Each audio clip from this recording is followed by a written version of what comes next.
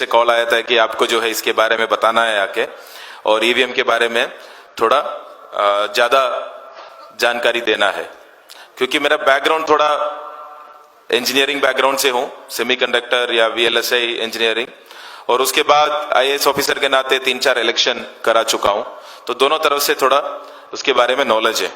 पर वहां पहुंचने से पहले मैं कुछ सवाल पूछना चाहूंगा। काला धन मिटाना चाहिए कि नहीं? हाँ या ना?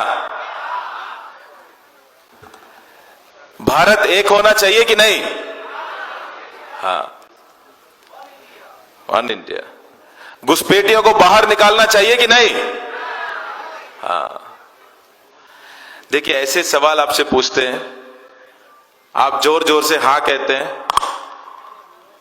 जब आपसे पूछा गया कि काला धन मिटाना चाहिए कि नहीं, और आपने जोर से बोला हाँ, सरकार क्या लेके आए? नोटबंदी। जब आपसे पूछा भारत एक होना चाहिए कि नहीं, और आपने जोर से बोला हां, सरकार ने क्या किया? 370 हटाया। जब आपसे पूछ रहे हैं घुसपैठियों को बाहर निकालना चाहिए कि नहीं, और आप उतना ही जोर से चिल्ला रहे हां, तो सरकार ने क्या किया? एनआरसी। तो सरकार कुछ नहीं कह रहे, आप सरकार से करवा रहे हो, क्योंकि इस तरीके से सवाल आपको पूछा जाता है कि आपको तुरंत लगता है इसमें एकदम चिल्ला के हां बोलना जरूरी है। उसके अलावा और कुछ हाँ या ना में ही जवाब, सारे जवाब देखेंगे आप, जितने भी कम्युनिकेशन है, जितने भी सवाल पूछेंगे आपको टीवी से दिखेगा, सारे सवाल हाँ या ना की ही होगी। ये होना चाहिए कि नहीं बताइए साथियों, तो आप बोलेंगे हां, और फिर वो करेंगे और आपको बताएंगे आपने तो हां कहा था। काला धन मिटाना चाहिए कि नहीं जब आपसे पूछा, तो आप में से किसी ने यह नहीं पूछा कि काला धन होता क्या है? काला धन क्या होता है? किसी ने यह पूछा ही नहीं कि काला धन होता क्या है। अगर यह पूछा होता तो जवाब आते कि दो तरीके का होता है। एक जो है जो इलीगल तरीके से, अवैध तरीके से कमाया हुआ पैसा, वो हो सकता है टेररिज्म का हो सकता है ड्रग्स बेच के हो सकता है माफिया करके हो सकता है सरकारी ऑफिसर या फिर पॉलिटिशियंस घूस या करप्शन, ब्राइबरी वो करके कमा रहे हो। ये सारा जो है अवैध तरीके से कमाया हुआ पैसे हैं, उसको काला धन कहते हैं। और दूसरे तरीके का भी काला धन है, वो है अनडॉक्यूमेंटेड, जिसका कोई डॉक्यूमेंटेशन ना हो। तो जैसे आप एक ऑटो रिक्शा पकड़ के जाते हैं और आप उसको 100 रुपया देते हैं, आपको कोई पर्ची नहीं देता। वो जो ट्रांसैक्शन है वो डॉक्यूमेंटेड ट्रांसैक्शन नहीं है। आप कहीं क्लिनिक जाते हैं तो वहां पे कई सारे क्लिनिक में आपको जो है कोई पर्ची नहीं मिलता। आप दुकान जाते हैं, कोई पर्ची नहीं मिलता। कई सारे लोगों को जो रेडी पे सब्जी बेचते हैं वो पर्ची नहीं देता। बस में चलते हैं, पर्ची नहीं देता, कहीं भी नहीं होता। इंडिया के 80 से 90% जो इकोनॉमी जो है वो इनफॉर्मल इकोनॉमी है, जो बिना ये कागजात, बिना ये डॉक्यूमेंटेशन के चलते हैं, और उसमें कई सारे लोगों की आमदनी भी ठीक ठाक है। तो जब वो भी काला धन है, अब मैं दोबारा ये सवाल पूछता हूं, काला धन मिटाना चाहिए कि नहीं? काला धन होता क्या है? अभी बता तो दिया काला धन क्या होता है। काला धन मिटाना चाहिए कि नहीं? देखो, ये हम लोग जैसे समझते हैं एक मुद्दे को, तो हमारी जवाब बदलने लग जाता है, और हमें ऐसे लगता है कि कोई भी सवाल की जो है जवाब सिर्फ हां या ना में ही देना जरूरी है। ऐसा नहीं है। कोई आपको हां या ना के सवाल पूछते हैं, उसका जवाब एक दूसरा सवाल हो सकता है। उसके अगर आप सवाल पूछते, अब मजबूरी में ना रहे कि आपको हां या ना में जवाब देना ही है, नहीं। अगर काला धन मिटाना चाहिए कि नहीं आपसे पूछते और आप बोलते कि काला धन है क्या, पहले इसके बारे में बताओ, समझाइए। भारत एक होना चाहिए कि नहीं, तो आप पूछते कि भारत क्या अभी एक नहीं है क्या?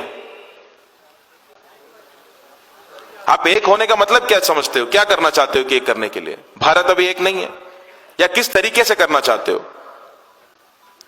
घुसपैठियों को बाहर निकालना चाहिए कि नहीं? तो आपको पूछना चाहिए, क्या घुसपैठिया है कौन? उसके जगह पे जब हम हां बोलते हैं तो हम सरकार को फ्री पास दे देते हैं कि जो भी करने के लिए। घुसपैठिया है कौन, और सरकार को कैसे मालूम होगा कि कौन घुसपैठिया है और कौन नहीं है? कोई भी चीज सरकार इसी बात से तय करते हैं कि आपके पास उसका कागजात है कि नहीं।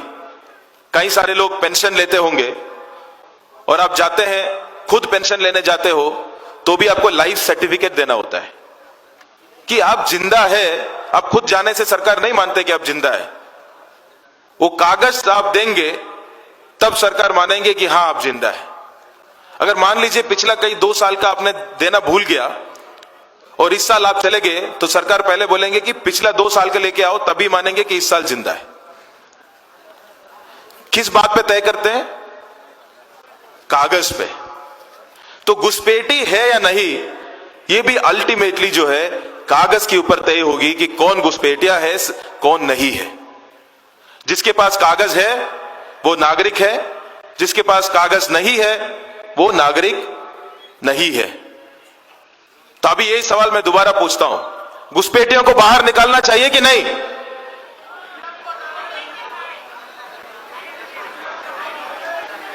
तो कम से कम हाथ तो नहीं बोल रहे हैं।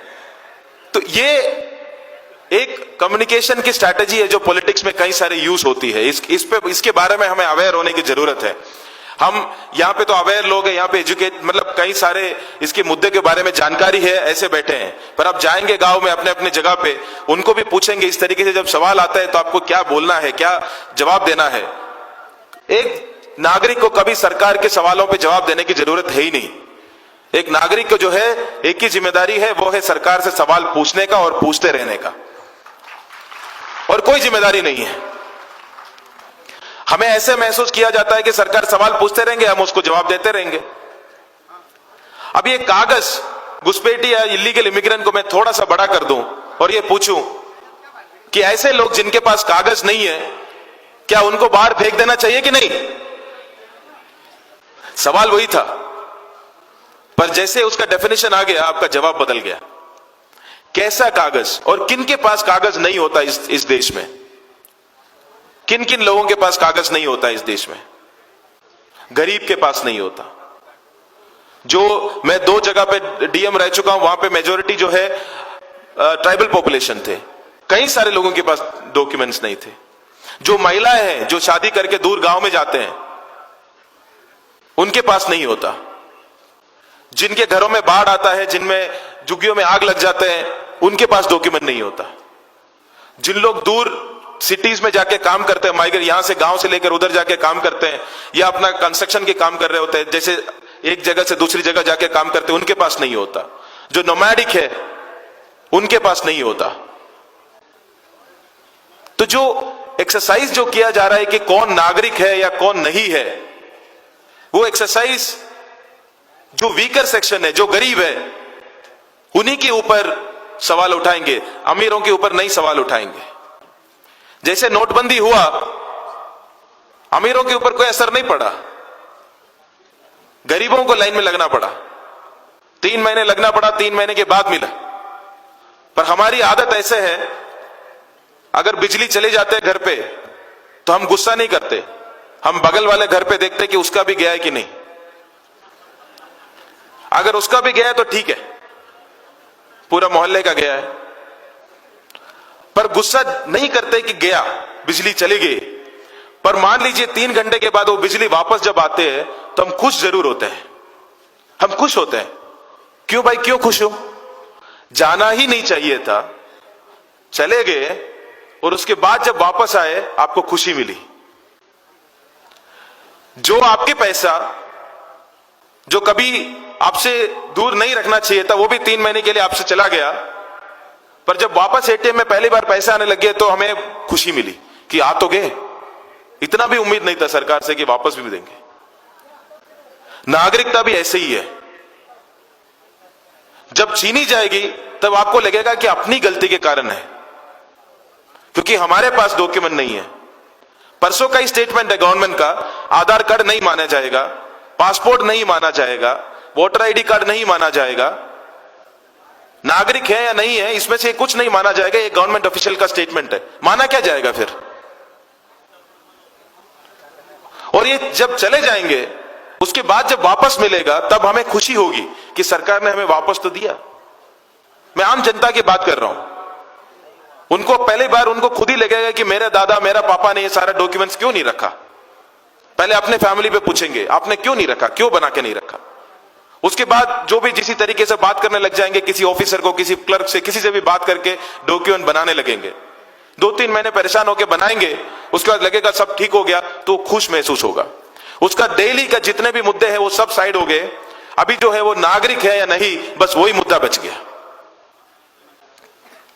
और ये जो गरीबों के खिलाफ जो है एनआरसी जब हम कहे तो कई मुसलमान के नाम ही नहीं आया। कागजात की बात की है तो कभी मुसलमान के बारे में बात किया ही नहीं। पर जो गरीबों के खिलाफ जो एनआरसी है उसको मुसलमान के खिलाफ बनाने का वो है सिटीजनशिप अमेंडमेंट एक्ट। उसके थ्रू आपने क्या किया, आपने बता दिया आपके पास डॉक्यूमेंट नहीं है पर आप मुसलमान नहीं हो तो आप चिंता ना करो, आपको हम किसी न किसी तरीके से दे देंगे। अरे भाई ये कोई एहसान है कि सरकार का कि हमें नागरिकता आप दे देंगे? हम है इतना ही काफी है कि हम नागरिक हैं। मैं हूं खड़ा हूं यहां पे इतना काफी है कि मैं नागरिक हूं। कुछ इस सरकार को कुछ भी प्रूव करने की कोई जरूरत नहीं है। पर ये लाइन पे ही पूरी जितने भी थॉट प्रोसेस है ये आगे बढ़ते रहते हैं। और कई बार हम इस सरकार से थोड़ा ऐसे भी लगता है कि कितना लोगों को लगता है कि फासिस्ट है, फांसीवादी टाइप है सरकार, ऐसे लगता है किसी को? कई सारे लोगों को लगता है। मुझे लगता है कि सरकार बेवकूफ है। बिल्कुल एक फांसीवादी हो सकता है पर बेवकूफ जरूर है, उसमें कोई डाउट नहीं है। उनकी जितने भी नीतियां आप देख लीजिए, जितने भी आप नीतियां देख लीजिए, ये जो गाड़ी के पीछे भागने वाले कुत्ते नहीं होते, भौंकते बहुत है, वहां तक पहुंचते हैं पर उसके बाद उनको पता नहीं होता करना क्या है। गाड़ी तक पहुंच जाता है फिर उसके बाद उनको पता नहीं होता करना क्या है। नोटबंदी किया, हमने ऐतिहासिक निर्णय में यह निर्णय ले लिया कि लाल वाली गाड़ी के पीछे भागेंगे, भाग लिया, भौंका बहुत, पहुंचा वहां तक, उसके बाद उनको नहीं पता करना क्या है, जनता परेशान हुए। जीएसटी किया, बोला कि नीली वाले पे भागेंगे, भाग लिया, पहुंचा, उसके बाद उनको पता नहीं करना क्या है। एक जो बैठ के ऐतिहासिक निर्णय लेते हैं और हफ्ते में एक ऐतिहासिक निर्णय में कुछ निर्णय ले भी लेते हैं, दूसरी ऐतिहासिक निर्णय में उसको वापस भी ले लेते हैं और हफ्ते में 2-2 ऐतिहासिक निर्णय लेते हैं बिना सोचे समझे। जितना भी मेरी मतभेद इस बात पे है कि सरकार की बात कर रहा हूं मैं, इसके पीछे की ऑर्गेनाइजेशन की बात नहीं कर रहा हूं। सरकार जो है बेवकूफ है, उनको ना देश चलाना आता है ना देश के बारे में इतना सोच है। ये कुछ करना है इसलिए किए जा रहा है, ना किसी से बात करता है ना किसी से पूछते हैं। उसके बाद पर ये सवाल फिर बाद में उठते हैं कि क्योंकि ये जरूरी है, हम इससे इतना ज्यादा बड़ा ना बने कि इससे हमें डरने लग जाए। हम डरने की कोई जरूरत नहीं है। ये थोड़ा बहुत पावर में है, जो गांव में नहीं होते हट्टे कट्टे है, पर 2 लोग हैं हट्टे कट्टे पर बेवकूफ है, थोड़ा सा डील करना आना चाहिए, हम डील कर लेंगे इनसे। बात में थोड़ा सा मुझे बता दिया गया था कि ईवीएम के बारे में ज्यादा बात करना है, मैं थोड़ा टेक्निकली जाऊंगा, डिटेल में बात कर सकता हूं, है ना? हाँ, तो ईवीएम में मेरा जो कंसर्न है, मेरा जो उसके ऊपर जो शक है वो वीवीपैट लागू होने के कारण है। जो वीवीपैट लागू किया, आप में से सबने वोट तो किया होगा ना? किया है तो आप बैलेट यूनिट में दबाते हैं, बटन दबाते हैं, प्रेस करते हैं। पहले जो है बैलेट यूनिट से सीधा सीधा वोट जो है वो कंट्रोल यूनिट जाता था, सीधा कंट्रोल यूनिट जाता था। हमें यह शक हुआ करता था कि पर हमने जो दबाया है वही चीज कंट्रोल यूनिट में गया, इसका क्या प्रूफ है हमें नहीं पता है। तो बेसिक डाउट यही था कि कंट्रोल यूनिट में क्या गया ये हमें नहीं पता, और इसी चीज को क्लियर करने के लिए उन्होंने एक चीज लेके आया, वो है वीवीपैट। अभी वीवीपैट कहां पे बैठता है? बैलेट यूनिट और कंट्रोल यूनिट के बीच में बैठता है। बैलेट यूनिट से हम कुछ प्रेस करते हैं पहले, वो पहले जाता है वीवीपैट में, और वीवीपैट से जो है वो कंट्रोल यूनिट में जाता है।